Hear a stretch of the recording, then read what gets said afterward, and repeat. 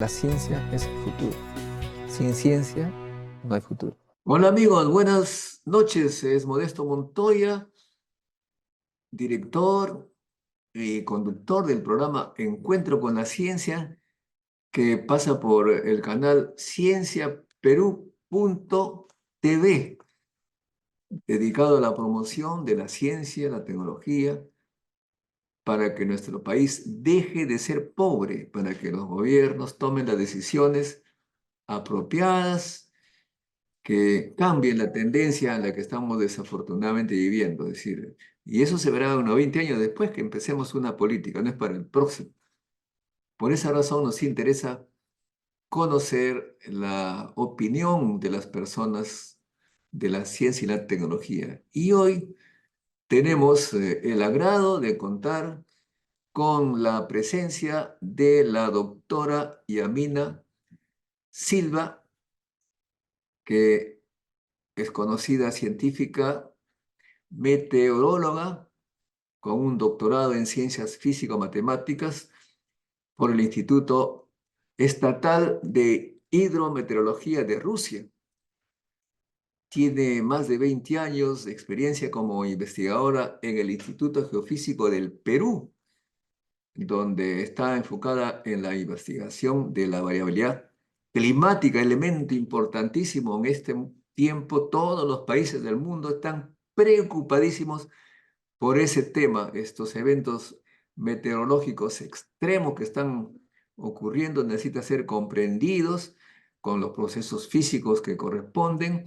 Realmente es vital para prevenir, sobre todo en los Andes peruanos, en los que la doctora Yamina está estudiando. Varios proyectos ha liderado la doctora Yamina Silva sobre esta especialidad, incluyendo la creación y la gestión del laboratorio de microfísica atmosférica y radiación, la MAR, en el Observatorio Geofísico de Huancayo del IGP. Además, cuenta con una experiencia larga en docencia universitaria y gestión pública.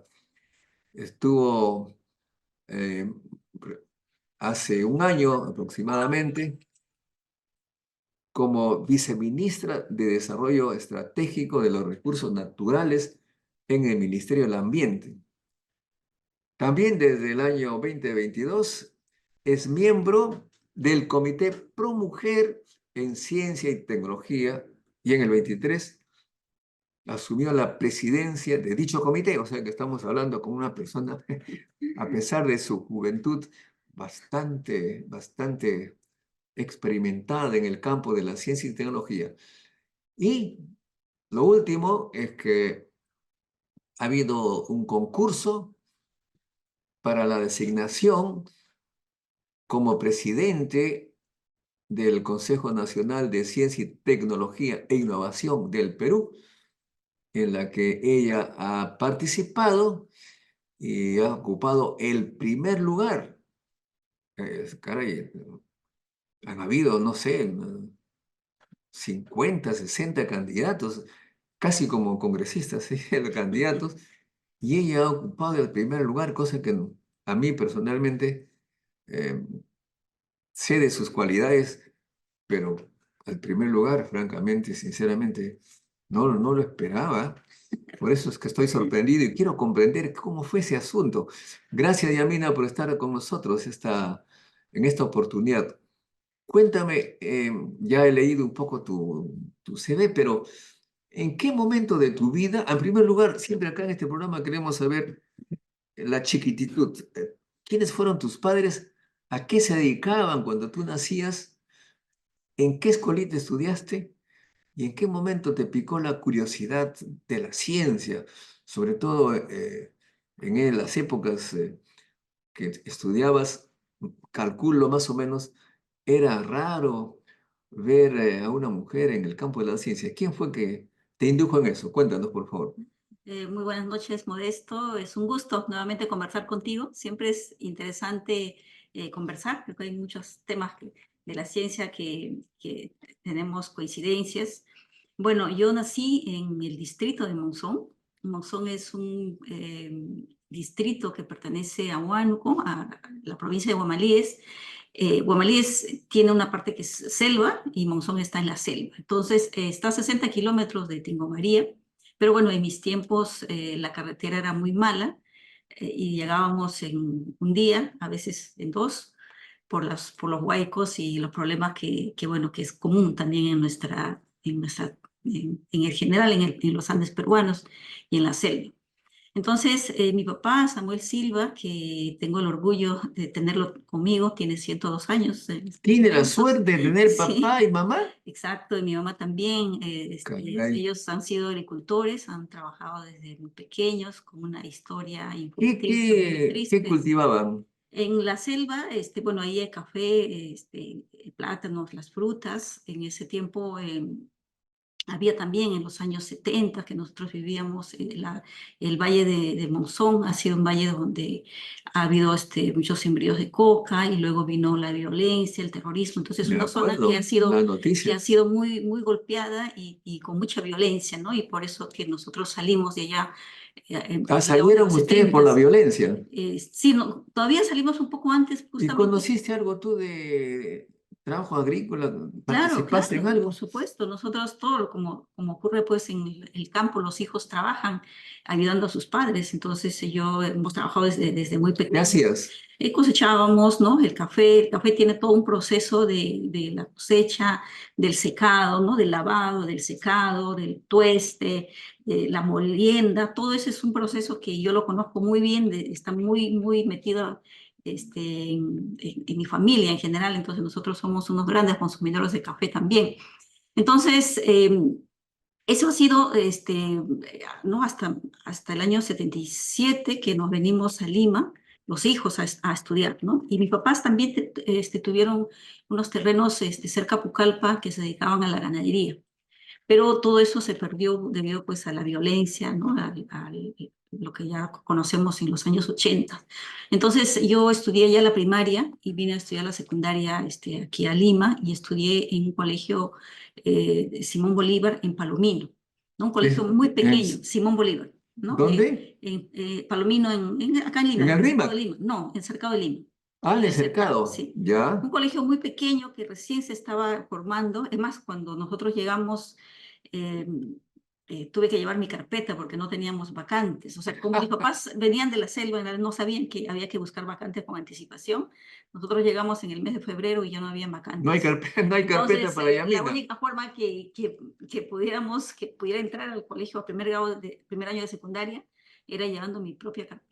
Entonces, En un el fondo hay vecino, sitio, te dijeron. sí, mi vecino muy amablemente pues se dignó a hacerme una carpeta y bueno, pues, así estudié mi secundaria en ese colegio y bueno, ya después es otra historia. Así fue tu vida, o sea, tienes origen agricultor de la selva, momentos violentos que se vivieron, te vienes a Lima, estudias en una escuelita y luego llega el momento de los estudios superiores. ¿Cómo fue que partiste a Rusia? Siempre me llama la atención esa aventura. Uno tiene miedo irse tan lejos a un país que ya en esa época parecía exótico, ¿no? ¿Cómo fue? Bueno, yo terminé el colegio y realmente estaba buscando postular a la universidad. Y todas las vacaciones pues los hijos solíamos ir a la selva a ayudar a nuestros padres. Entonces estábamos entre Monzón y Pucallpa, ¿no? Terminando el colegio, tenía que buscar dónde estudiar. Y estaba por postular a la universidad y en eso encuentro a una amiga cuando fui a recibir un documento. Y yo estaba con mis documentos para ir a presentarme a la universidad, a dejar mis documentos, y me dice, mira, hoy día se cierran las becas para la Unión Soviética. Hoy día. Así, hoy día, al O sea, mediodía. tú no estabas enterada antes. Y yo no estaba enterada de esas becas, no. Y le dije, ¿de qué se trata? Cuéntame. Me fui con ella y llegamos, ya había pasado la hora, pero había gente, había cola. Entonces nos dejaron ingresar. A todos los que estábamos en la cola nos dejaron ingresar Y bueno, y como tenía todos los documentos completos, ¿Tú tenías ya los presenté mis documentos? Yo tenía los documentos porque estaba yendo a la universidad, había ido a recoger un documento de antecedentes de Cuestión la de suerte, policía ¿eh? que pedía. Sí, entonces realmente fue una suerte, no es algo que yo lo haya preparado, ¿no? Previamente.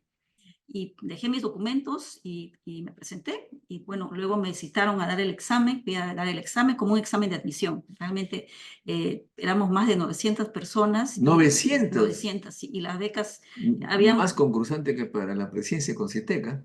sí, y bueno, había las becas, no había un número determinado, pero se decía que era alrededor de 90 o 100, ¿no? Eso fue en el mes de febrero. Entonces dimos esos exámenes y yo en realidad en ese momento no había comunicado a mi familia, ¿no? Que había postulado una beca. Te lo guardaste. Me lo guardé. Entonces, en agosto llegaron los resultados porque estos documentos, hubo una preselección. De esos 900, escogieron 150. Y 150 fueron los documentos enviados a Moscú para ser revisados por el Ministerio de Educación.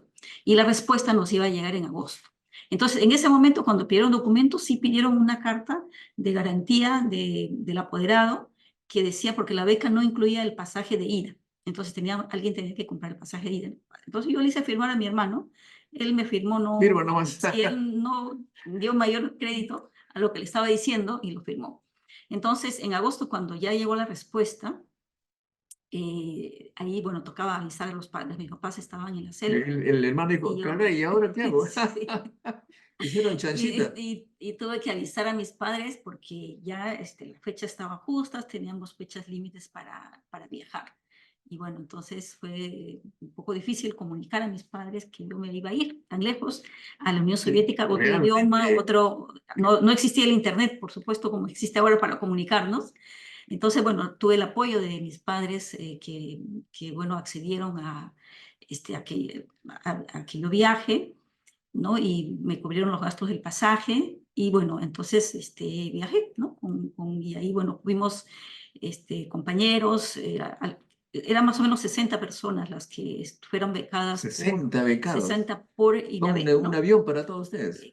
Casi que sí, sí, sí. Entonces nos juntamos, La Aeroflot. viajamos en Aeroflot, hicimos nuestra primera parada en Cuba, en el aeropuerto José Martí, después hubo otra parada en Canadá, en una isla de Gander, y luego llegamos a Moscú. Entonces, Un a país un mundo totalmente. completamente desconocido, ¿no? Sí. ¿Había ya nieve ahí en ese momento? ¿Qué? No, todavía no, porque era septiembre, Menos viajamos mal. el 4 de septiembre y llegamos a Moscú, nos estaban esperando en el aeropuerto, nos llevaron a un hotel y de ahí nosotros la verdad que no sabíamos a dónde íbamos a ir. ¿No? O sea, Era un secreto. Tú dices, sí, llegamos, de repente nos envían a Siberia, caray. sí, dependiendo de la especialidad a la que ibas, te enviaban a diferentes ciudades. Entonces yo tuve la suerte de Moscú, me enviaron a San Petersburgo, porque mi carrera Bella de San ciudad, ¿eh? Petersburgo es hermosa. San Petersburgo es una ciudad muy hermosa, que bueno, pues en Ah, realidad, histórica. sí, con mucha historia, ¿no? Desde la fundación de la Y la ciudad, pues, resistencia exacto, la resistencia, en los la Segunda 900 Guerra días Mundial, claro. que pasaron bloqueados por la guerra, entonces con una ciudad que le tengo muchísimo cariño y por supuesto a la gente, ¿no? Que me acogió y los Y profesores que y todavía todos ellos, tenía ¿no? recuerdos algunos de esa época Por triste. supuesto, sí, sí, no, en realidad en cada familia Sí, sí, había una historia, ¿no? yo me Y acuerdo habían que había gente los que veteranos, contaba cosas sí, muy tristes, ¿no? claro, sí, sí. Entonces yo tuve la suerte de aprender el ruso bastante rápido y comunicarme muy bien con la gente y me gustaba mucho hablar con ellos. Yo paraba mucho en visitas en las casas, en las familias, hablando con las personas mayores, con los veteranos de guerra, que te contaban su historia, pues, ¿no? Te contaban la historia de vida, Deberías ¿no? escribir, pues, esas cosas. Sí, en verdad tengo tantos recuerdos, entonces yo o sea, tengo me he compenetrado muchísimo con la cultura, entonces el hablar ruso no es solamente aprender el idioma para poder leer los libros y para poder estudiar, No, pues sino es interactuar con la sociedad. para entender la cultura, entender, ¿no? la idiosincrasia de la gente, y creo que todo eso uno se aprende con el idioma, pero compartiendo con la gente, ¿no? Porque también mis colegas tenían, como nosotros vivíamos en una residencia estudiantil, podías estar aislado, porque la residencia estudiantil eran mayormente de extranjeros, pero a mí me tocó vivir con una compañera rusa desde que llegué, entonces y siempre fuimos grandes amigas con ella, ¿no? Aprendimos muchísimo mutuamente. Al principio era difícil, ¿no? Porque nuestros idiomas no eran, mi nivel de inglés, de ruso no era tan bueno, porque nosotros primero estudiamos un año de idioma ruso. O sea, la beca incluía un año de idioma ruso. Después de este año recién íbamos a la universidad, ¿no? Pero claro, el nivel no era, pues, tal para poder, comunicarnos de la mejor manera, ¿no? Al menos en el primer año. Entonces, bueno, esa es, ¿no? Un poco cómo es que yo llegué a acceder a esta beca del INABEC en ese momento. Y los estudios ya en sí, ¿qué carrera escogiste? Bueno, ya lo dijimos, pero ¿cómo fue eso? Sí. Hubo, en la época, no había computadoras como la de ahora. ¿Cómo estudiaba la meteorología? El tiempo. Bueno, yo primero para responderte la pregunta que no te respondió, cómo fue que yo me interesé, ¿no? Por esta rama de la ciencia. En verdad, como yo nací en la selva, rodeada de mucha naturaleza y de lluvias y de nubes. Entonces yo desde muy chiquita empecé a sentir curiosidad por las nubes, por entender las nubes y por entender las lluvias. Entonces eso fue algo que a mí digamos, me marcó, me nació. Y luego cuando vi que estas lluvias, por un lado, era tan bueno porque necesitábamos agua para la agricultura, pero también había momentos en que eso era tan malo Demasiado. porque demasiada lluvia se desbordaba el río, que las quebradas crecían y nos malograban la vida, ¿no? Entonces, pero yo no sabía siquiera que meteorología era una carrera que sí existía en el Perú y está en la Universidad La Universidad Agraria, ¿no? Agraria, pues sí. Simplemente fue que yo, mi hermano, uno de mis hermanos mayores había ingresado a la Escuela de Oficiales de la Fuerza Aérea cuando yo todavía estaba en el colegio. Y en una de sus salidas él tenía unas aparatas que estudiaba, ¿no? Que para sus clases, antes eran las fotocopias, ¿no? Entonces, y ahí encontré y vi, hablaba de las nubes, de las lluvias, de los vientos, y dije, uy, y era un curso de meteorología que él llevaba. Claro, los aviadores tienen que saber el ambiente en el cual ellos se van a navegar. Y bueno, ahí fue que yo dije, esto es meteorología. Entonces, cuando yo postulé a la beca, en la lista de carreras que había, o sea, empezaron, mucha gente, los jóvenes, iban a medicina, a sistemas, que en ese momento estaba la moda, ¿no? Ingeniería de sistemas. Entonces, y ahí abajito al final estaba meteorología. Entonces, yo ya sabía qué cosa era meteorología. Entonces, al toque dije, ya, ahí está la carrera que yo A voy a comprender mi postular. selva. Y sí, para comprender, pues, qué es lo que está pasando con el clima y las lluvias. Entonces, y así fue como yo llegué a estudiar meteorología al Instituto Estatal de Hidrometeorología de Rusia. Entonces, en la Unión Soviética habían dos escuelas de meteorología, la de San Petersburgo y la otra que estaba en Odessa, ¿no? En Ucrania. Y luego ya en la Universidad de Moscú lo que había era en física, había, ¿no? También ahí estudiaban los físicos que hacían luego una especialización en meteorología. Y bueno, y así fue como llegué a meteorología. Y entonces, las instituciones en la Unión Soviética eran muy especializadas. Teníamos el Instituto de Minas, por ejemplo, ¿no? Todas las carreras, incluso ahí tenía economistas, pero vinculadas a la minería, ¿no? O a petróleos. Entonces, las instituciones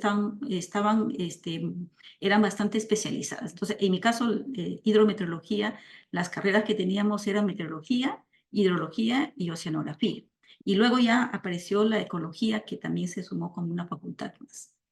Bueno, bueno, Rusia tiene pues grandes científicos en tu campo. Yo he visto por allí un físico nuclear incluso que hizo un gran descubrimiento por qué los vientos pasan a la selva del norte cuando no deben pasar, cuál era la explicación. Y hablaban de una especie de bomba, bomba de atmósfera, de movimientos raros, y se hizo muy famoso. O sea que, y para eso pues utilizaban las ecuaciones de la física. Entonces tú eres física y matemáticas por ello también.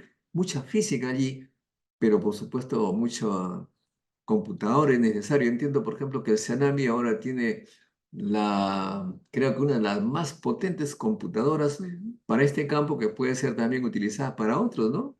Sí, efectivamente, en verdad nace bueno, la meteorología es una ciencia bastante antigua, que nace con las navegaciones marítimas, ¿no? Cuando los ingleses van a la India, entonces, y de hecho, el primer instrumento que se usaba era el barómetro, ¿no? Seguramente tú has visto en Europa que existen estos barómetros de aneroide que tienen incluso, ¿no? La agujita que Sí. sale buen tiempo y mal tiempo, ¿no? Entonces, cuando la presión atmosférica baja, es sinónimo de mal tiempo. Entonces, eso lo usaban los navegantes marítimos.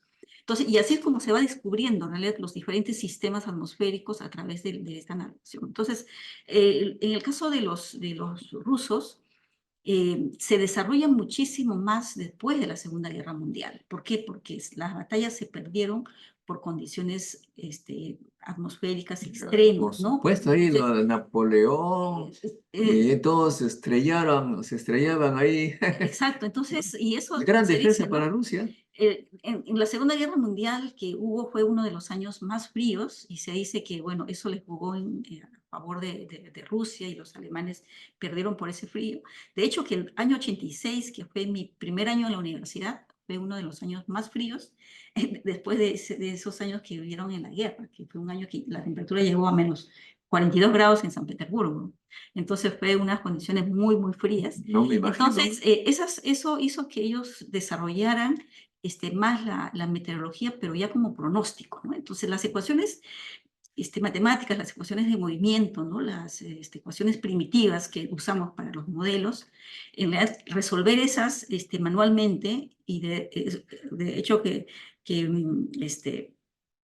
Charney hace las ecuaciones, las soluciona, y podías demorarte solucionando analíticamente las ecuaciones 2 semanas, 2 meses, cuando no existían las computadoras. Claro. Entonces, sí se puede solucionar analíticamente, pero bueno, entonces la necesidad que existió de hecho que el desarrollo de la computación viene asociado a la necesidad de tener estos grandes cálculos para los modelos de pronósticos del tiempo. Y ahí es donde se desarrolla. Entonces, después de la Segunda Guerra Mundial, hubo una gran necesidad de mejorar los pronósticos del tiempo, y para eso surgen los métodos numéricos, y a través de los métodos numéricos se resuelven estas ecuaciones y se ponen en una computadora.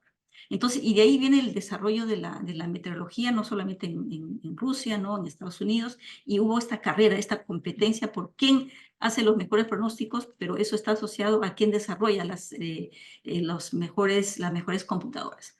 Entonces, imagínate que en Rusia, en un país donde el clima es tan extremo y que la agricultura está tan expuesta, o sea, tienes 4 meses, 5 meses en el mejor de los casos para poder sembrar la papa o sembrar el trigo. Entonces, una granizada podía destruir los campos Claro, eso y también lo quedarte, conocemos y en los quedarte de Andes hambre, ¿no? peruanos. Una Sí. helada, todo muere. Entonces, y quedar pues sin alimentos, ¿no? Entonces, ellos desarrollaron estos modelos para hacer pronósticos, y no solamente eso, ¿no? Desarrollaron también tecnologías que usaban los mismos cohetes que ya había pasado la guerra, pero esos mismos cohetes que se usaba para lanzar las bombas, ¿Ya? los transformaron y pusieron yoduro de plata para poder Para generar bombardear la lluvia. nube, sí, para poder acelerar el proceso. Con los radares lo que hacen, miden la nube y puedes saber el tamaño de distribución de las gotas de agua, o si hay granizo en la nube, ¿no? Y cómo ese proceso se está desarrollando. Entonces se puede modelar y ver qué tan rápido está yendo ese proceso. Entonces, cuando ven que ese proceso está muy acelerado y que podría caer el granizo en un tamaño que puede ser perjudicial para el cultivo, lo que hacían era bombardear la nube y hacer caer el agua ya en forma o pequeñas gotas de granizo. Tratar de controlar, digamos, Exacto. estos Entonces, fenómenos. eso fue algo que a mí me sorprendió mucho cuando empecé a estudiar, ¿no? Y teníamos un curso de cómo, desde el punto de vista físico, entender esos procesos y cómo se puede actuar, ¿no? Físicamente en estos procesos. Entonces, a mí eso me llamó mucho la atención de cómo se puede generar estos cambios, ¿no? Ellos sí hicieron mucho de esta tecnología para despejar cuando había un día de una parada militar y necesitábamos ver lo que todas estas acrobacias aéreas que hacían. Entonces sí solían despejar el cielo para poder ver, ¿no? Entonces, entonces ha habido ese desarrollo, aunque el sistema de cómputo que se usaba en ese tiempo, yo usé las tarjetas perforadoras, Claro, con eso hicimos nuestros primeros programas, ¿no? Nuestros análisis cuando hacíamos las prácticas. Entonces hubo todo ese desarrollo que realmente, incluso, ¿no? La ciencia que se desarrolla para la carrera espacial, O sea, mucho de ese conocimiento también fue para mejorar la meteorología. Por supuesto. Ahora, domina las matemáticas, la física. Acaba de salir una noticia un poco triste. Ha muerto Jim Simon, se llama. Te voy a mostrar aquí en la computadora. He hecho mi pequeña nota, haciéndolo de periodista científico. Jim Simon murió y ha dejado un montón de miles de millones de dólares de fortuna aplicando sus matemáticas a, a Wall Street, a las inversiones, ¿no? Él prácticamente, digamos, literalmente, convirtió a sus computadoras en máquinas de hacer billetes. Ganaba plata como... Era un matemático. Y en algún momento se dice que los matemáticos, los científicos como tú, son atrapados por esa vocación científica, tratar de comprender los fenómenos y se olvidan de la plata. Pero él dice que abandonó la investigación para aplicar su matemática, hacerse millardario, no es billonario, porque billón en español es pues millones de millones, una fortuna de miles de millones de dólares. ¿Nunca te ha dado esa tentación de dejar tu ciencia y aplicar tus matemáticas complejas para ese tipo de cosas? No, porque yo creo que es una vocación de servicio. O sea, yo soy servidora pública de carrera y me gusta trabajar pensando, ¿no?, en que lo que yo hago le sirve a la gente, ¿no? O sea, no servirme yo, ¿no? Porque si hubiera sido mi vocación vivir bien, trabajar, me Otra hubiera cosa. quedado en el extranjero, ¿no? Además, Claro, entonces oye, pero me he no es enterado por que eso. cuando estabas en Rusia hacías labor social, ayudabas a extranjeros que tú no necesariamente eran peruanos. ¿Y dónde te viene esa vocación de servicio social? ¿En qué momento? Porque No, la gente normalmente es egoísta, se protege a sí mismo.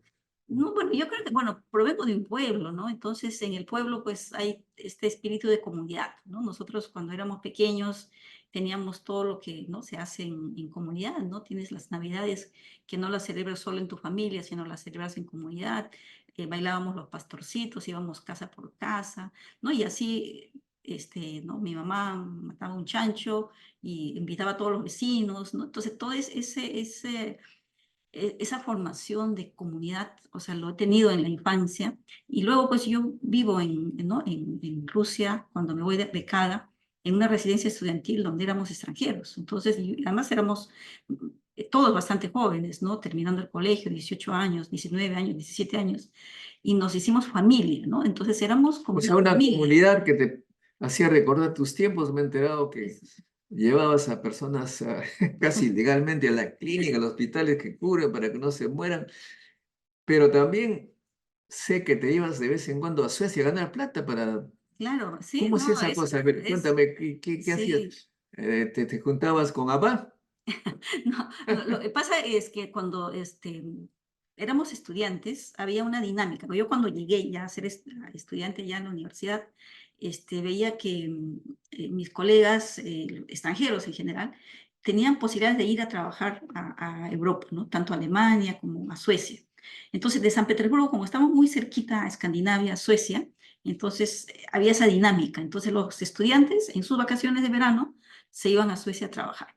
Simplemente ibas, conseguías un contrato de trabajo y te daban la visa de trabajo para los 2 meses de verano que tenías de vacaciones. Y hay gente que se ha Entonces, quedado ahí, ¿eh? sí, por supuesto, hay muchísima gente. Es que lo que pasa es que regresar en los años 90 era bien difícil, ¿no? Conseguir trabajo era bien difícil, y además había pues esta estigmatización de que venías de la Unión Soviética, ¿no? Y no conseguían trabajo. Entonces, Hay un eso era bien estigma. difícil. Sí, sí, era muy difícil. Incluso, y la revalidación del título también era una odisea tremenda. Entonces, yo tuve la suerte de que cuando yo regresé, Salió una ley sí, automático. automático, con la Asamblea Nacional de Rectores, pero eso me tocó a mí. El diploma de ingeniero lo pude revalidar de manera automática, pero el del doctorado ya no, porque el convenio era con la Unión Soviética y no con Rusia. Entonces, eso me tocó hacerlo qué con la universidad. mala suerte eso. Sí, entonces, bueno, entonces ahí La culpa de tenemos, Gorbachev. sí, entonces teníamos esa dinámica de ir a trabajar en los veranos, ¿no? Entonces, y eso ayudó mucho, por supuesto, a nosotros que éramos becarios, teníamos un estipendio, con eso podíamos estudiar, pero nos permitió ganar un dinero más que ayudábamos a nuestras familias O también, sea, has ¿no? vivido bien, ¿ah? Sí, por supuesto. Yo trabajaba todos los veranos, daba mis exámenes en tiempo, incluso ¿Y un qué poco hacías? ¿Se puede adelantada. saber qué cosas hacías? Trabajábamos en los restaurantes como meseros, en las cocinas, ¿no? Ayudando en la cocina o lavando los platos, o en los hoteles, ¿no? De mucamas. Entonces también podías trabajar en el campo, recogiendo papas, Ay, recogiendo fresas. Yo hice todos esos ¿y en trabajos, qué idioma o hablabas? sea, en inglés así medio masticado. Algo de sueco aprendías también, ¿no? Y también teníamos la ventaja de que en ese tiempo había muchos chilenos allá. Entonces los chilenos Uy, que habían estaban por todos migrado, lados. sí, y ellos nos Pedían ayudaban asilo a donde muchísimo. iban, aunque eran de derecha, pedían asilo. Sí, sí, sí. Conozco. Sí, y nos ayudaban muchísimo, sí. Tengo muchos amigos chilenos que ellos eran muy solidarios, incluso hasta nos llevaban a su casa, ¿no? Mientras podíamos, encontrábamos Porque trabajo, en ¿no? Suecia había muchos chilenos, me Sí, sí, acuerdo. sí. Algunos no se portaban muy bien, pero en fin, es otro tema. Sí, sí, exacto. Muy bien, entonces regresas al Perú, no necesariamente encontraste buenas caras acá. ¿Cómo fue ese cambio casi así, cómo diríamos, dramático, drástico a Perú? Una realidad Mm, diferente. Ya te habías acostumbrado allá, prácticamente te ibas a sí. quedar, me he enterado que casi te quedas, ¿ah? Bueno, yo estuve 13 años viviendo en Rusia. Imagínate, Entonces, eh, eras rusa y ya. bueno, sí, pues yo tenía todas las posibilidades de quedarme. Es más, la meteorología en Suecia en ese momento era muy necesitada. Yo, en mis vacaciones, además pues de trabajar eso, yo solía ir de visita, ¿no? A las instituciones donde viajaba, donde llegaba, iba a buscar el servicio meteorológico porque es como que algo a uno le llama, ¿no? Para ver qué están haciendo aquí. Y cuando yo estaba estudiando me dijeron, ya, cuando tú termines, aquí necesitamos, porque tenemos una población que para esa época va a cumplir la edad de jubilación, entonces necesitamos profesionales. Sin embargo, bueno, había esa posibilidad, pero a mí no me llamaba mucho trabajar en la parte operativa. A mí siempre me gustó la investigación, entonces la meteorología es muy necesario, por supuesto, para la navegación Eso de estar, aérea, la navegación estar marítima. midiendo los parámetros, un poco aburrido. Es porque tienes un evento, haces el pronóstico y cambia tan rápido que al día siguiente hay otros eventos que ocurren, entonces, y yo me quedaba siempre estudiando, tratando de entender el evento que había ocurrido anteriormente, ¿no? Porque eso lo hice en mis prácticas. En las prácticas teníamos que ir al aeropuerto a hacer O los sea, no te gusta pronósticos. lo rutinario, No me quieres gusta, investigar sí, no me cosas gusta la diferentes. rutina, ¿no? O sea, sí, es interesante ¿no? Para poder pues ver, entender, eso lo tenemos que hacer en las prácticas. Y Entonces, ahora, está que has regresado a Perú y has tenido una serie de proyectos. Me acuerdo la primera vez que supe de ti, estabas preocupada en la adaptación al cambio climático en el Mantaro, ¿no? Porque efectivamente ya el cambio climático empezaba fuerte y había que, no podíamos mitigar porque podemos hacer poco en eso, pero sí adaptación. ujú. ¿Cuál es la diferencia, explica al público, entre mitigación y adaptación y por qué nosotros podemos hacer muy poco por la mitigación? Bueno, sí, antes de eso, de repente, ¿no? Mencionarte nada más, cuando yo regreso en el 98, en febrero del 98, en pleno fenómeno del Niño. Entonces, estuve 3 meses en Senami, fui al Senami, estuve 3 meses, y en esos 3 meses yo descubrí que existía el Instituto Geofísico del Perú, y que justamente estaban implementando un proyecto con modelos numéricos. Eso fue la razón por la que yo me quedé en el Perú, porque ¿Te emocionó cuando ese? había venido antes en las vacaciones, veía que eso era algo muy lejano, ¿no? Que era muy difícil, no había interés hacer, entonces dije, no está todavía por ahora. Entonces, yo no vine para quedarme en realidad en ese momento, y entonces hicimos el Instituto Geofísico, estaba el doctor Lagos, estaba Nilo Figueroa, y justamente habían entrado Ken a trabajar, Ken Takahashi también al instituto. Entonces dije, aquí hay futuro. Entonces terminé mis 3 meses en Sename, agradecí por la oportunidad que me habían dado y que bueno, y me fui a trabajar al IGP. El Entonces, IGP. y ahí empezamos trabajando con modelos enfocados en el niño, ¿no? Y en el año 2003, luego que el Perú firma la Convención Marco de las Naciones Unidas, ¿no? Para el cambio climático, la lucha con el cambio climático, empieza la Estrategia Nacional de Cambio Climático y empiezan los proyectos. Entonces empieza un primer proyecto en 3 cuencas, en el Mantaro, Piura y el río Santa. El IGP lidera el proyecto del Mantaro. Entonces ahí fue que empezamos a trabajar en adaptación, efectivamente, al cambio Sí, climático. me enteré en ese momento Entonces, de la existencia de la Gran Yamina. bueno, yo creo que nos conocimos un poquito antes de eso, yo creo, sí. Entonces, entonces la adaptación viene a ser ante estas condiciones del cambio climático que estamos sintiendo, o sea, ¿qué podemos hacer para adaptarnos? Pero la gran pregunta que nos surgió en ese momento, ya, ¿a qué nos tenemos que adaptar? ¿No es cierto? ¿A más frío, a menos frío, Más a más lluvia, lluvia, o menos menos lluvia? hielo. Entonces tenemos que Saber qué nos generar viene. ese conocimiento para poder efectivamente ver qué opciones de adaptación tenemos, ¿no? Entonces, ¿cómo se diferencia esto de la mitigación? Si bien cuando hablamos de cambio climático tenemos la mitigación del cambio climático, que viene a ser reducir los gases de efecto invernadero, porque ya sabemos que el cambio climático es debido a incremento de estos gases de efecto invernadero. Entonces tenemos que mitigar. ¿Y quiénes son los que generan estos gases de efecto invernadero? Las Los potencias, países desarrollados, los países que no quieren dejar reducir su nivel de desgracia, vida. por supuesto, ¿no? Entonces nosotros en realidad somos eh, nada comparado Dicen los con expertos, lo... dicen que estas potencias se enriquecen contaminando el ambiente y nosotros sufrimos esa contaminación manteniéndonos en la pobreza, cada vez más pobres por Sí, esa misma razón. exacto. Y para eso, bueno, están las negociaciones que se hacen cada año, la conferencia de las partes, donde van los países a negociar, ¿no? El tema de la reducción. De hecho, que cuando fue la conferencia de las partes en el Perú en el año 2014, y luego se firmó el siguiente año el Acuerdo de París, era eso, o sea, ponernos de acuerdo para limitar el calentamiento a 1.5 grados hacia finales de siglo. Ya estamos ya cerca al 1.5 y estamos bastante lejos de finales de siglo. Entonces, y eso es lo difícil ¿no? con los países, con las potencias. Entonces, el Perú, nuestras emisiones son pocas. Efectivamente, sí tenemos que mejorar nuestra tecnología y reducir. Tenemos un parque automotor que es muy Bueno, un poquito, antiguo, digamos, pero poca participación, pero la mayor, las mayores emisiones de Perú provienen de la deforestación. Entonces, y por eso que ¿no? las políticas de claro, Estado porque y los también a árboles nivel un poco que nos dan oxígeno, si exacto. cortas eso. Entonces, y ahí están enfocadas las políticas a reducir la deforestación en el Perú. Entonces, eso es en el lado de mitigación.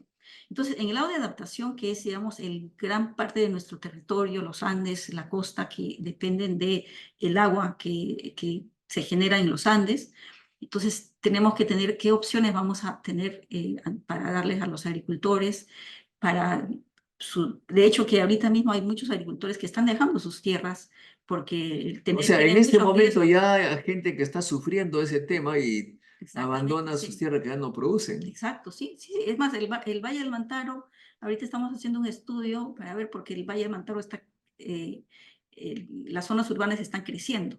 Bueno, hay una tendencia natural de crecimiento de las ciudades, pero un valle tan productivo como el Mantaro, ¿no? De dejar de cultivar en esas zonas que son productivas va a significar ¿no? un impacto importante para la seguridad alimentaria, no solamente de la zona, sino de la ciudad mismo de Lima, porque nos abastecemos de lo que viene del Mantaro. Entonces ahí estaba nuestro trabajo desde el año 2003, que empezamos estos temas de adaptación al cambio climático, pero siempre con la pregunta ya, ¿pero a qué nos tenemos que adaptar? ¿No? Entonces empezamos estudiando con ese proyecto de cambio climático, luego pasamos a las autoridades, cuando le hablamos del 2050, que era nuestro horizonte en ese momento, era pues muy lejos, ¿no? O sea, era difícil de convencer a las autoridades que estamos estudiando para ver qué opciones vamos a tener al 2050. Entonces, y uno de los problemas que le interesaba a la gente, a los agricultores sobre todo, era qué va a pasar con la siguiente temporada de lluvias. Entonces, ahí estamos hablando de variabilidad interanual, o sea, no tan lejos, sino interanual de año a año. Y después tuvimos otros proyectos que más bien habló de esa variabilidad interanual, y luego, trabajando en variabilidad interanual, viendo sequías, ¿no?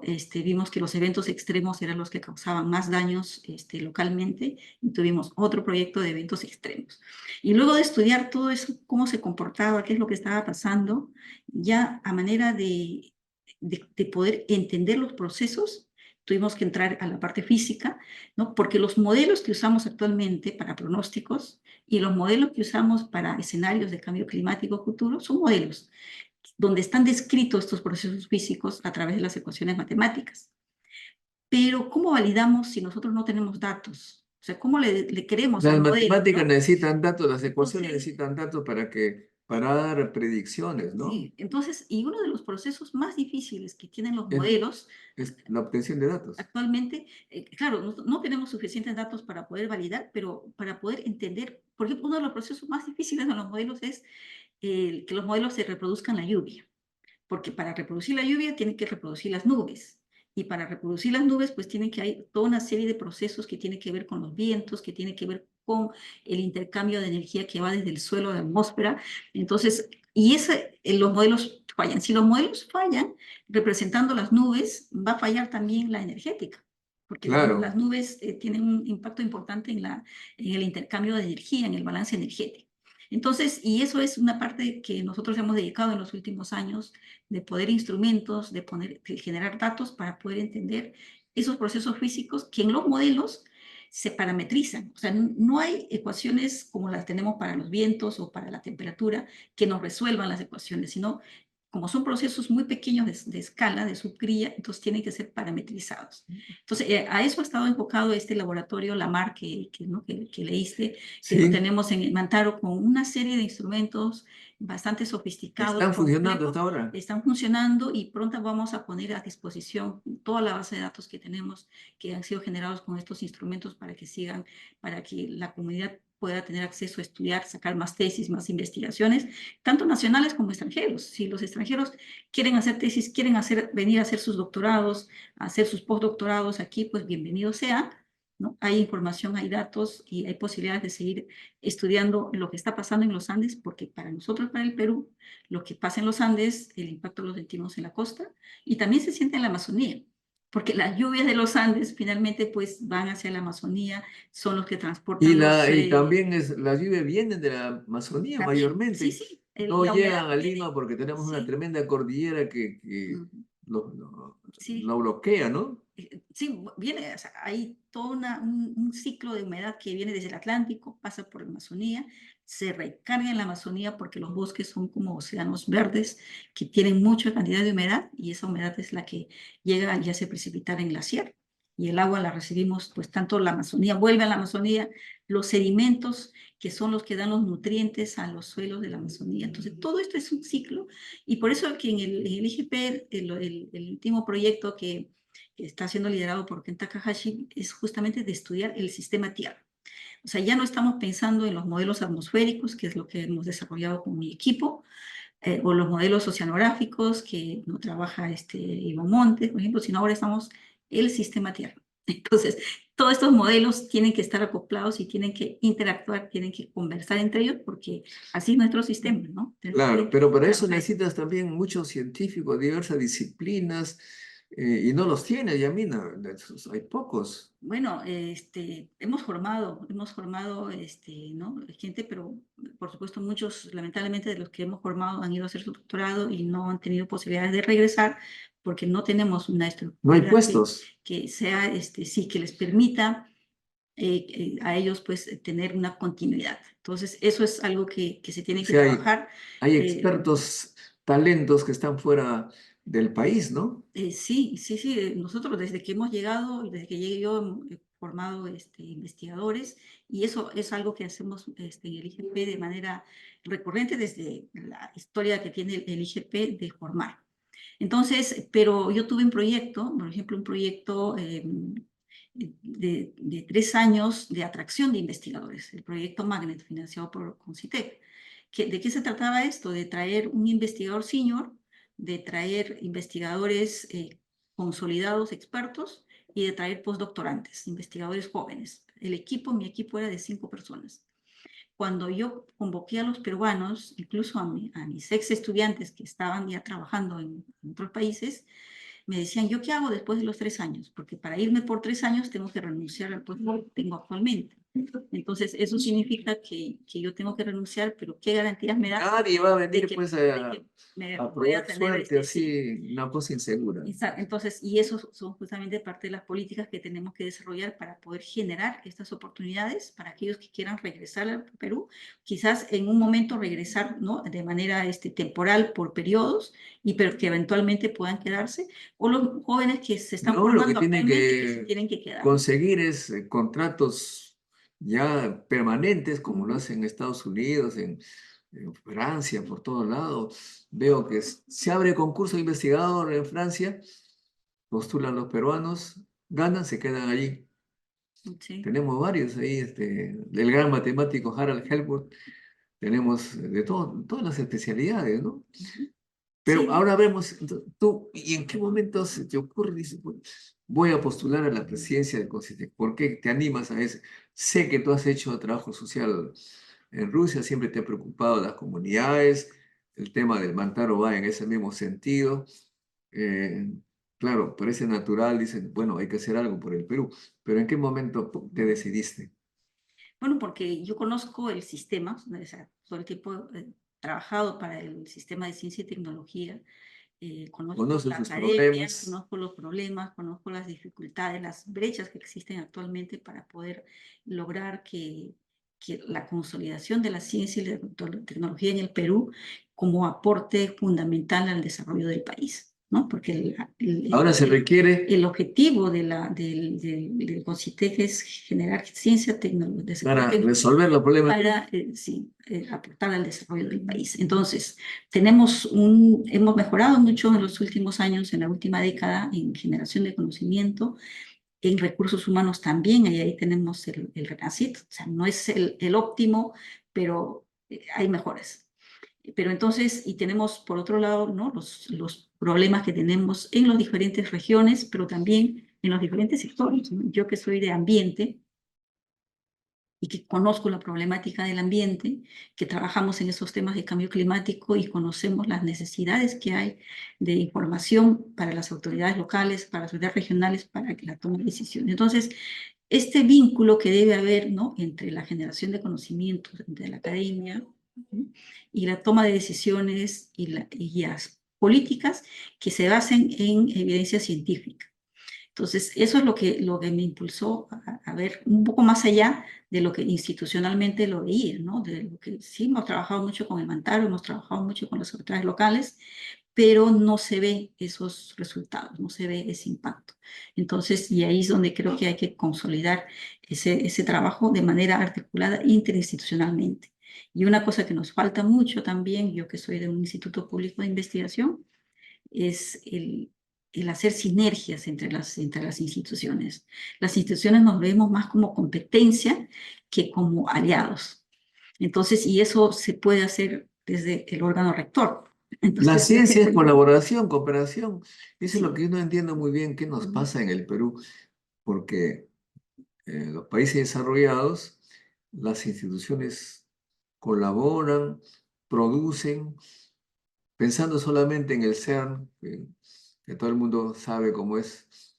Tú ves allí que hay un artículo, hay, hay una noticia que salió, un artículo que tiene 31 páginas, 30 de las cuales están el nombre de todas las instituciones que participaron y el contenido del artículo, una o dos páginas, de todos países y todas las universidades, en fin, no todas, sino múltiples universidades e institutos de investigación. Eso, ¿por qué no pasa en el Perú? Justamente porque tenemos laboratorios que luego, o sea, los laboratorios son institucionales, ¿no?, cuando los laboratorios deberían ser nacionales. Entonces, si un laboratorio es financiado por Concitec, ese equipo, ese instrumento, esos datos deberían ser accesibles para las otras instituciones que trabajan en la temática. Entonces, tenemos, y eso pasaba mucho, y creo que viene tradicionalmente. Yo cuando llegué al instituto, también teníamos vecinos que tenían, cada uno tenía su proyector, me acuerdo de los Ah, proyectores sí, sí, incluso los grupos vecinos no, no se entonces, comunican. entonces, ¿cómo es posible que lo tengas? Pero hay que comprar uno, pero ¿por qué vamos a comprar si el otro lo tiene, ¿no? Entonces, y así, entonces, yo creo que nuestros recursos tenemos que optimizar porque tenemos pocos recursos, los recursos siempre van a ser escasos para la ciencia siempre va a requerir más, pero es optimizar, priorizar, ¿no? Y los temas que tenemos que investigar a solucionar esos problemas también tienen que estar priorizados, ¿no? Desde la política pública para resolver aquellos problemas en los cuales necesitamos para el desarrollo del país, para mejorar la vida de las personas. Entonces, creo que esos factores son que simplemente como investigadora del lado donde estoy ahora, no voy a poder aportar. Entonces, y eso me hizo que pensara que debería, ¿no? Intentar postular a un puesto mayor desde donde puedo hacer esas sinergias, desde donde puedo conversar con los diferentes actores. Y aquí hay un trabajo clave que hay que hacer con las empresas, ¿no? Con todas las instituciones, porque todos somos parte del sistema, todos apuntamos y tenemos un objetivo común, que es sacar al Perú de la situación en la que estamos, pero con un desarrollo que sea sostenible, ¿no? Entonces hablamos con el desarrollo sostenible, que es el mensaje que actualmente tenemos, no solamente en el Perú, sino en el mundo. O sea, hablamos de tener una economía, pero que sea pues ambientalmente amigable y con compromiso social. Entonces, eso lo podemos hacer y yo creo que sí tenemos las capacidades porque el peruano es muy talentoso. ¿Por qué un científico peruano postula un puesto, como mencionas, en Francia, en Estados Unidos? Y yo tengo colegas que son reconocidos científicos en nuestro campo, en Brasil, o sea, son los líderes, ¿no? Entonces, ¿y por qué no podemos pensar en tener ese liderazgo a nivel del país y que seamos realmente reconocidos en la región en competitividad, ¿no? Actualmente, pues nuestra competitividad ha bajado y tenemos que recuperar. Para eso necesitamos la ciencia, el desarrollo tecnológico, porque si no, no vamos a poder salir, vamos a seguir siendo país exportador de materia prima, ¿no? Y nuestros recursos naturales se acaban. Exportando piedras por poca cosa, justamente lo que te decía como noticia, un matemático con solamente su conocimiento, sin un gramo de oro, hace un proyecto y genera muchos miles de millones de dólares. Y nosotros sufriendo acá, abriendo el vientre de la Pachamama para entregar los minerales, cosa que es finalmente necesario porque si no nos morimos peor todavía rápido. Ujú. Pero ¿por qué no se invierte conocimiento eso? Y el CONCITEC ahí tiene una gran Ujú. labor muy importante. Sin embargo, como tú dices, hay mucha dispersión de esfuerzos. Acá nosotros en este canal siempre hemos sostenido la idea que debe haber un Ministerio de Ciencia y Tecnología y un solo instituto para que no tenga que haber Instituto de Ciencia y Tecnología Nacional, para que no tenga que haber convenios para intercambiar minucias, porque, para ser francos, estimada Yamina, el número total de científicos que hay en todos los institutos, los famosos CIPICs, si tú sumas todos ellos, en total, el número es equivalente al número de científicos que tiene una dirección de investigación de una institución en un país desarrollado. ¿Sí? O sea, todos entramos en Ujú. una subdirección o dirección de un instituto de un país en subdesarrollo. Y nosotros que somos poquitos, nos hemos dividido en institutos de todo tipo, cuando la investigación, como tú sabes muy bien, es interdisciplinaria, ya no se trata de estar separados, ¿no? El instituto antes, cuando digo antes estoy hablando de los años 50, efectivamente nacieron institutos especializados. Por ejemplo, en Estados Unidos tenemos los famosos laboratorios nacionales que hacían física nuclear para hacer la bomba. Cuando ahora uno entra a uno de esos institutos, hay cambio climático, meteorología, biología. En uno de esos solo institutos o laboratorios nacionales de Estados Unidos, en uno solo, está en una sola ciudad, hay 10 veces más científicos que en todo el Perú. Nosotros estamos divididos, Sí, ¿no? exactamente, sí. Sí, bueno, Es un realmente hecho, no estoy contando cuentos. sí, o sea, está muy atomizado, entonces las instituciones y la colaboración que debe haber en las instituciones, efectivamente, a través de convenios, es algo Burocrático. cuando te dicen, no, no puedo hacer esto porque necesito el convenio. Es prácticamente decirte no, porque gestionar el convenio es algo tan complejo que nos dura años. Por ejemplo, hablando del fenómeno del niño, hay el ENFEN, Ujú. donde hay varias instituciones, cada uno pone 2, 3, 4 científicos. Si estuvieran juntos no habría. Bueno, en fin, esos ya son temas Mm, que lo verás de repente si es que la presidenta decide respetar el orden de mérito. Muy interesante tu labor y sé que por tu eh, labor científica y social que has tenido durante tu vida, eh, piensas tú en el Perú y creo que yo soy, a decir verdad, un poco pesimista en lo que respecta al cambio climático porque todos los parámetros nos dicen que la cosa se va cada vez empeorando y las potencias no tienen ganas de cambiar. Hemos perdido, creo, ya el 50% de nuestros glaciares. Muchos pueblos están con problemas de agua. En fin, pero necesitamos entonces mucha ciencia y, por supuesto, recordar que nuestros antepasados tenían soluciones para el agua, ujú. que ahora esta cadena, bueno, varios medios de comunicación científico mundial están recordando que tenemos las amunas, etcétera, pero eso sí, debo decirle, amigos, que el mundo entero está muy, muy preocupado por el agua.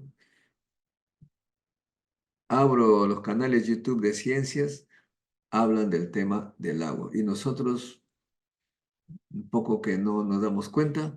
Yamina conoce muy bien este tema y creo que es necesario pues, que se impulse el campo del cambio climático, el agua en el Perú, porque puede ser dramática la situación que vivirían los peruanos si no tomamos en cuenta esto, o me equivoco. No, es cierto, sí, pero también tenemos una cultura, como mencionas, ancestral, ¿no? Del cuidado del agua, de la siembra del agua y cómo eso se ha manejado, ¿no?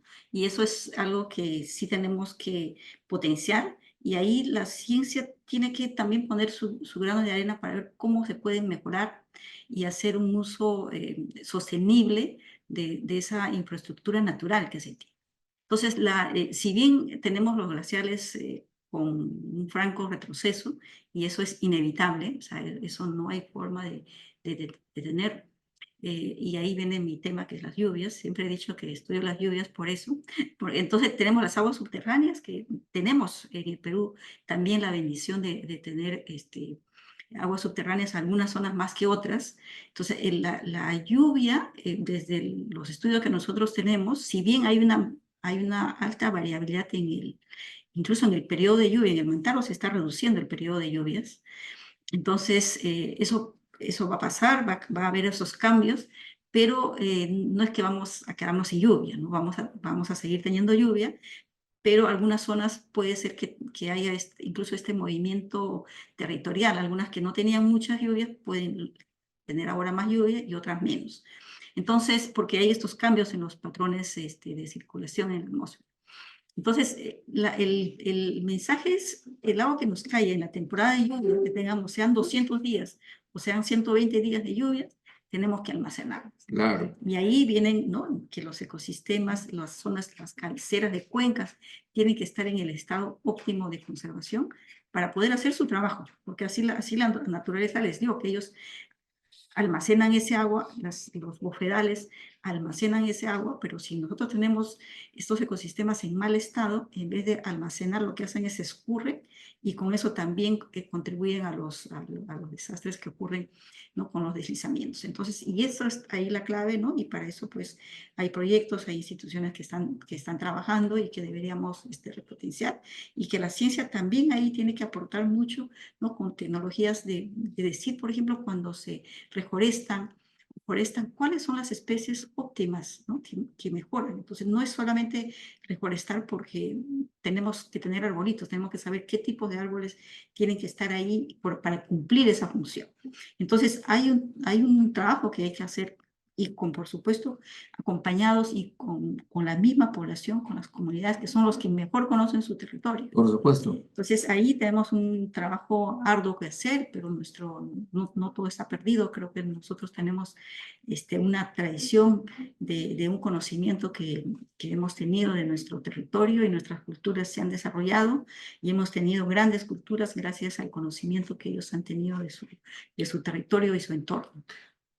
Aprovecho para decirte, Yamina, no, pero de repente ya te dije antes, mi abuelo, un poquito que se indignaba, paraba amargo mi abuelo, eso. Pobre mi abuelo. Porque en la escuelita fiscal que me enseñaban, lo que querían enseñarnos el Estado, nos decían que los españoles cuando llegaron encontraron a los eh, nativos de acá que tenían como Dios al sol, el Dios sol. Y mi abuelo cada vez que escuchaba eso entraba así, perdía la paciencia, me decía, ¿pero estos son brutos o se hacen? El, el concepto de Dios, si podemos hacer una aproximación, porque no hay el mismo concepto que trajeron los españoles, si aplicamos ese concepto, nosotros teníamos uno que es Huiracocha. Ustedes, amigos, saben usar la internet ahora, pongan Huiracocha y van a encontrar que era el dios de los incas, por decir una cosa rápida. Un ser etéreo que no se sabía cómo era, el hombre era incapaz de comprender, pero que existía allí. En fin, vean eso. Y el sol era considerado como el padre, Taita Inti. El padre diferente a Dios. Mi papá no es Dios, el padre tampoco. Y si hay un padre era porque existía la madre. ¿Quién era la madre, Yamina? La mapache. La tierra, ¿no? Pachamama, por eso se llama Pachamama, Taita Inti. Y como Yamina es especialista en meteorología, sabrán comprender que mi abuelo decía, la unión, como diríamos ahora, la unión como marital entre el hombre y la mujer también se daba entre el Dios, Sol, bueno, el Padre Sol y la Pachamama, en la lluvia. La lluvia era una tremenda relación marital entre el papá y la mamá.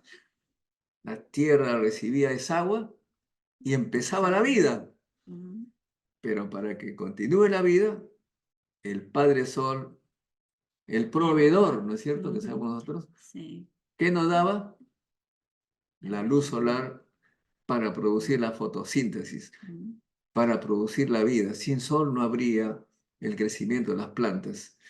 Decía, abuelito, pero tú estás yendo contra la enseñanza del cura. Cuando le mencionaba la palabra cura, ya decía palabras gruesas, no, que no voy a... Qué manera de engañarnos esto, las historias. Y a mí, Nacabo, te recomiendo ver la entrevista que hice hace poquito a una literata peruana en Suiza, dice. Cuenta, ¿no? Que todo lo que nos han contado de historia, totalmente falso. Ella dice, ella ha estudiado el español antiguo, todas las crónicas, y ve que todo era malintencionado para deformarnos y hacernos creer cuentos. Vean esa entrevista. Pero bueno, Yamina, ha sido un gran placer. Tú te conocemos bien, eres empática, sabes relacionarte con los científicos, con el pueblo, de todos los niveles, con los necesitados, y comprende los problemas del Perú, porque los has vivido como campesina, que sabes el problema del agua. Yo también tengo esa misma característica porque cuando en diciembre, la lluvia tardaba, el abuelo se volvía cada vez más tenso, más estresado. Y me transmitía esa tensión, porque había la posibilidad que en el año que venía no íbamos a tener que comer. Entonces había que prevenir, tenía que bajar a la parte más baja para un poco sembrar lo que se podía sembrar en los valles bajos. Esos tipos de cosas, amigos, nos hacen pensar, pues, que se necesita gente liderando el país que conozca los problemas, que los haya vivido para comprenderlos, que haya vivido la vida comunitaria, que había participado con la comunidad para resolver los problemas. De lo contrario, estamos hablando, pues, de teóricos, de gente que ve las cosas de lejos. Necesitamos líderes, ojalá que en el Congreso de repente te presenta ya mira de congresista, ¿no? Tengamos pues gente que tenga esas características, la característica ya mira, que haya vivido los problemas, que sepa cómo resolverlos y tratar de cerrarle el paso a la gente que busca esos puestos de congresista o de funcionario solamente por el sueldo. Necesitamos gente que sepa resolver problemas, que tenga relación con la comunidad y que tenga emoción social. Por favor, Yamina, unas palabras como solemos preguntarle a nuestros invitados, a los estudiantes de secundaria, enamorándolos para que estudien, sigan tu especialidad. ¿Qué les dirías?